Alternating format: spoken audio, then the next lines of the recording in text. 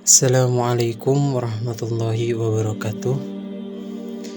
Alhamdulillahi alamin wabihi nasta'in wa ala umri dunya waddin. Wassalatu wassalamu ala asrafil anbiya'i wal mursalin wa ala alihi wa sahbihi ajmain, amma ba'du. Perkenalkan, nama saya Muhammad Fawaj Ali Akbar, mahasiswa Universitas Garut, program studi Pendidikan Agama Islam. Di sini saya akan menjelaskan tentang tabi'in, yaitu tugas dari mata kuliah Ulumul Hadis semester 2. Tabi'in adalah generasi emas setelah para sahabat yang berperan besar dalam menjaga ilmu Islam, terutama dalam hadis. Tanpa mereka, mungkin kita tidak akan mengenal ilmu-ilmu Islam seperti sekarang. Nah, siapakah sebenarnya tabi'in? Maka mengapa mereka sangat penting dalam sejarah Islam? Di sini saya akan membahasnya. Nah, tabi'in adalah berasal dari kata tabi'a yang berarti mengikuti. Mereka disebut demikian karena mereka mengikuti jejak sahabat Nabi dalam belajar dan mengamalkan Islam. Secara istilah, tabi'in adalah orang-orang yang bertemu dengan sahabat Nabi, belajar dari mereka, tetapi tidak sempat bertemu dengan Rasulullah SAW.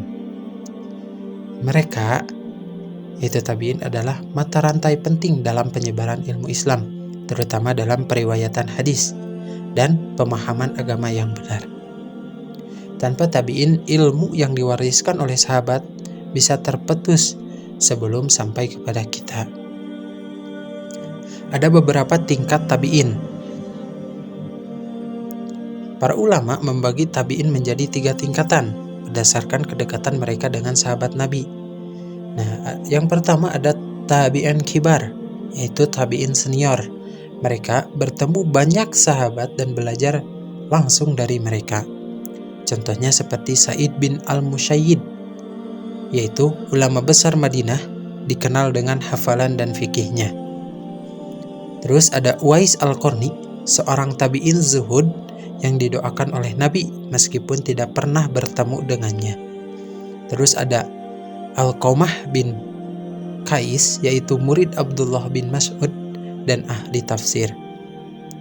Nah, tingkatan yang kedua adalah tabi'in awsat, yaitu mereka bertemu beberapa sahabat tetapi tidak banyak seperti tabi'in kibar, yaitu tabi'in senior. Contohnya seperti Hasan al-Basri, yaitu ulama besar Bashrah, dikenal dengan ketakwaan dan ilmunya. Yang kedua, yang selanjutnya yaitu ada Muhammad bin Sirin, ahli tafsir, yaitu ahli tafsir dan hadis. Nah, Muhammad bin Sirin itu ahli tafsir mimpi. Terus ada Tawus bin Kaisan, yaitu murid Ibnu Abbas, seorang faqih terkenal. Tingkatan yang ketiga ada tabi'in sigor, yaitu tabi'in junior. Mereka bertemu lebih sedikit sahabat dan lebih banyak meriwayatkan dari tabi'in sebelumnya. Contohnya seperti Imam Az-Zuhri, pelopor pembuka hadis pertama dalam sejarah Islam. Nah, terus ada Hammad bin Abi Sulaiman, yaitu guru Imam Abu Hanifah. Terus ada Al-Amasi, yaitu ahli hadis yang dikenal dengan hafalan yang sangat kuat. Tabi'in memiliki peran besar dalam menjaga kemurnian Islam. Mereka tidak hanya menyampaikan hadis, tetapi juga menjaga keotentikan hadis. Mereka memastikan bahwa hadis Nabi tidak diselewengkan dengan mencatat dan menghafalnya secara teliti. Yang kedua, para tabi'in membentuk mazhab dan fikih Islam. Banyak tabi'in menjadi guru bagi imam-imam besar seperti Imam Abu Hanifah dan Imam Malik. Yang ketiga, tabi'in mencegah penyimpangan agama.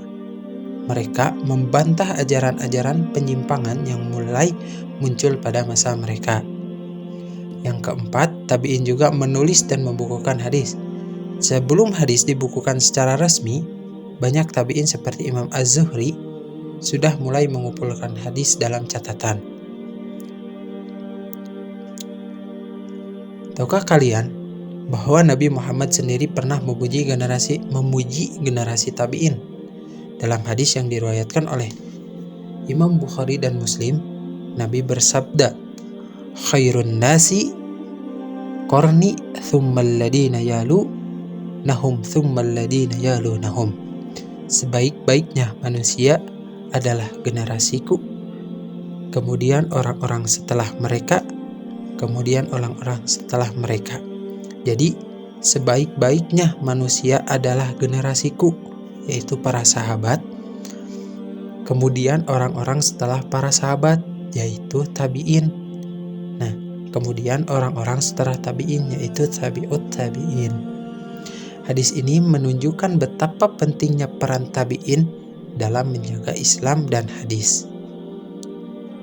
Salah satu tabi'in yang terkenal adalah Uwais bin Uwais Al-Qarni. Meskipun ia tidak pernah bertemu dengan Nabi Muhammad SAW, namanya disebut oleh Rasulullah SAW karena baktinya kepada ibunya. Uwais rela tidak pergi ke Madinah demi merawat ibunya yang sakit.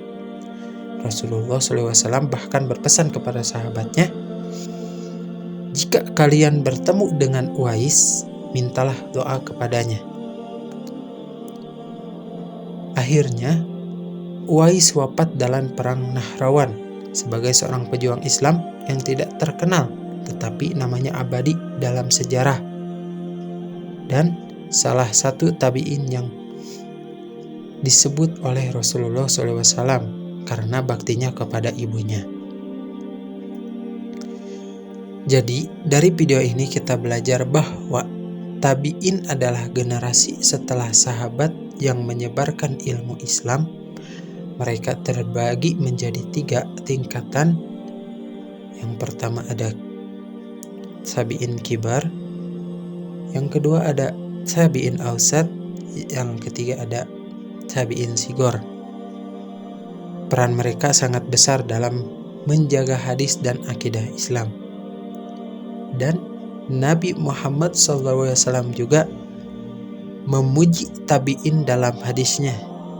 Seperti yang tadi saya katakan, Nabi Muhammad SAW itu memuji tabi'in dan para generasi setelahnya. Sekian dari saya. Wallahul muwaffiq ila aqwamit thoriq. Wassalamualaikum warahmatullahi wabarakatuh.